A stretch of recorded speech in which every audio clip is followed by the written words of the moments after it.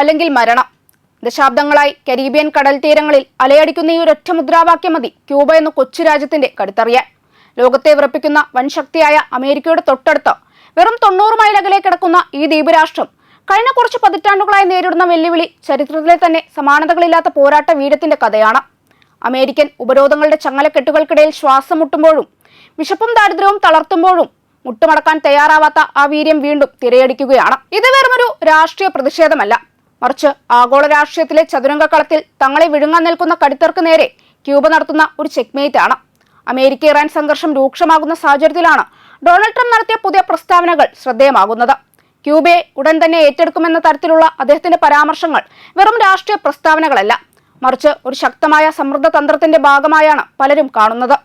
ഇതിനൊപ്പം അമേരിക്ക പുറത്തിറക്കിയ പ്രസ്താവനകളും ക്യൂബയുടെ ഭരണരീതിയെ American താൽപര്യങ്ങൾക്ക് ഭീഷണിയെന്ന് ചിത്രീകരിക്കുന്നുണ്ട്.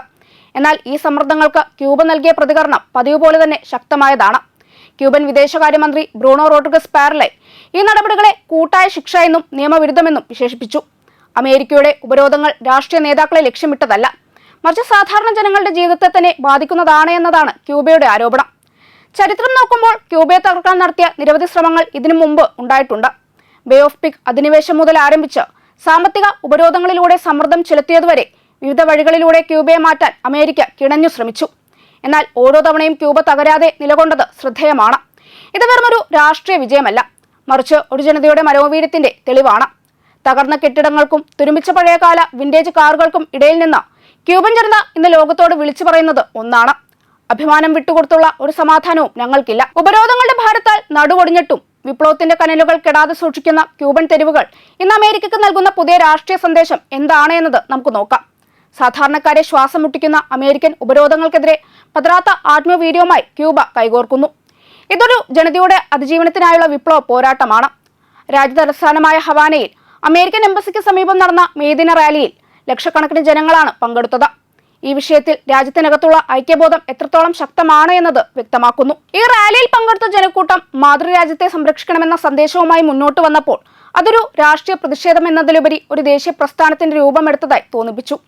Cuban president Miguel Diaz കെനലും മുൻ വിപ്ലവ നേതാവ് റൗൾ കാസ്ട്രോയും ഈ മാർച്ചിന് നേതൃത്വം നൽകിയതോടെ ക്യൂബയുടെ ഭരണകൂടവും ജനങ്ങളും ഒരേ നിലപാടിൽ നിൽക്കുന്നു എന്ന ചിത്രം വ്യക്തമായി. അതേസമയം അമേരിക്കയുടെ പുതിയ നടപടികൾ അമേരിക്കൻ ഭരണകൂടം ഒപ്പുവെച്ച എക്സിക്യൂട്ടീവ് ഉത്തരവിലൂടെ നടപ്പിലാക്കിയതാണ്.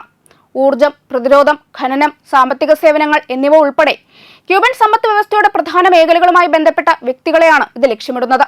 ഔദ്യോഗികമായി അഴിമതിയും മനുഷ്യാവകാശ ലംഘനവും ആരോപിക്കപ്പെട്ട വ്യക്തികളെ ഉത്തരവാദിത്തപ്പെടുത്തുകയാണ് ലക്ഷ്യമെന്ന് അമേരിക്ക വ്യക്തമാക്കുന്നുണ്ടെങ്കിലും ക്യൂബയുടെ കാഴ്ചപ്പാടിൽ ഇതൊരു രാഷ്ട്രീയ സമ്മർദ്ദ മാർഗമാണ്. ഇതിനകം തന്നെ സാമ്പത്തികമായി കടുത്ത പ്രതിസന്ധി നേരിടുന്ന ക്യൂബക്ക് ഈ പുതിയ ഉപരോധങ്ങൾ വലിയ തിരിച്ചടിയാണ്.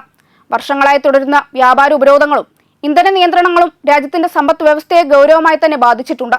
ആവശ്യ വസ്തുക്കളുടെ ക്ഷാമം, വൈദ്യുതി മുടങ്ങൽ, കുറഞ്ഞുവരുന്ന ടൂറിസം വരുമാനം ഇവയെല്ലാം ചേർന്ന് സാധാരണ ജനങ്ങളുടെ ജീവിതം ദുഷ്കരമായിരിക്കുകയാണ്.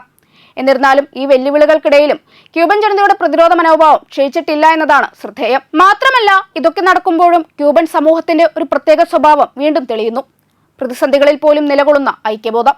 ലക്ഷക്കണക്കിന് ആളുകൾ സർക്കാർ നയങ്ങളെ പിന്തുണച്ച് ഒപ്പുവെച്ച നിവേദനങ്ങൾ ആഭ്യന്തര രാഷ്ട്രീയത്തിലെ ഈ ഐക്യത്തെ വീണ്ടും ശക്തിപ്പെടുത്തുകയാണ്. അതേസമയം അമേരിക്കയും ക്യൂബയും തമ്മിലുള്ള ബന്ധത്തിൽ ഒരു മൃദുവായ പരിണാമം പ്രതീക്ഷിക്കപ്പെട്ട സമയത്താണ് ഈ പുതിയ ഉപരോധങ്ങൾ വന്നത് എന്നതും ശ്രദ്ധേയമാണ്. ഏപ്രിലിൽ നടന്ന ചർച്ചകൾക്ക് ശേഷം ബന്ധം മെച്ചപ്പെട്ടു എന്ന സൂചനകൾ ഉണ്ടായിരുന്നുവെങ്കിലും പുതിയ നടപടികൾ ഈ പ്രതീക്ഷകൾക്ക് വൻ തിരിച്ചടിയായി. ഇത് ഭാവിയിൽ ഇരു രാജ്യങ്ങളും തമ്മിലുള്ള ബന്ധം കൂടുതൽ കടുപ്പത്തിലേക്ക് നീങ്ങാനിടയാക്കാം. ചുരുക്കത്തിൽ ക്യൂബയെ തകർക്കാൻ ഉപരോധങ്ങൾക്കോ സാമ്പത്തിക സമ്മർദ്ദങ്ങൾക്കോ കഴിയില്ല എന്നതാണ് ഒരു യാഥാർത്ഥ്യം. കാരണം ക്യൂബ നിലനിൽക്കുന്നത് കേവലം ഭൂപടത്തിലല്ല, മറിച്ച് അവിടുത്തെ ജനങ്ങളുടെ ഉറച്ച മനസ്സുകളിലാണ്. പശ്ചിമേഷ്യയിൽ അമേരിക്കൻ ഉപരോധങ്ങളെ നെഞ്ചുവിരിച്ച് നേരിടുന്ന ഇറാനിയൻ ജനതയെപ്പോലെ ഓരോ ക്യൂബൻ പൗരനും വിശ്വസിക്കുന്നത് സ്വന്തം രാജ്യത്തിന്റെ പരമാധികാരത്തിലാണ്. ഫിഡൽ കാസ്ട്രോയും ചെഗുവേരയും പഠിപ്പിച്ചു തന്ന വിപ്ലവ പാഠങ്ങൾ ഇന്നും ആ മണ്ണിൽ കനലായി തന്നെ എരിയുന്നുണ്ട്. മരിക്കേണ്ടി വന്നാലും അടിമത്തത്തിന് കീഴടങ്ങില്ല എന്ന പൂർവികരുടെ ആഹ്വാനം ഇന്നും ആ തലമുറ നെഞ്ചേറ്റുന്നു. സാമ്പത്തിക മാന്ദ്യവും ദാരിദ്ര്യവും ക്യൂബയെ ശാരീരികമായി തളർത്തിയേക്കാം, പക്ഷേ ആ ജനതയുടെ ആത്മവീര്യത്തെ കീഴ്പ്പെടുത്താൻ ഒരു വൻ ശക്തിക്കും കഴിയില്ല. ഉപരോധങ്ങൾ കടലോളം വർദ്ധിച്ചാലും വിപ്ലവത്തിന്റെ ആ പഴയ വേരുകൾ ഉള്ളിടത്തോളം കാലം ക്യൂബ വീഴില്ല. പ്രതിസന്ധികൾക്കിടയിലും അവർ ലോകത്തോട് വിളിച്ചു പറയുന്നത് ഒന്ന് മാത്രമാണ്: ആയുധങ്ങൾ കൊണ്ടോ പട്ടിണി കൊണ്ടോ ഒരു ജനതയെ തോൽപ്പിക്കാനാകില്ല. കാരണം അവരുടെ പോരാട്ടം ആത്മാഭിമാനത്തിന് വേണ്ടിയുള്ളതാണ്. ക്യൂബൻ തെരുവുകളിൽ ഇന്നും പ്രതിധ്വനിക്കുന്ന ആ പഴയ വാചകം പോലെ: വിജയം വരെ പോരാടുക.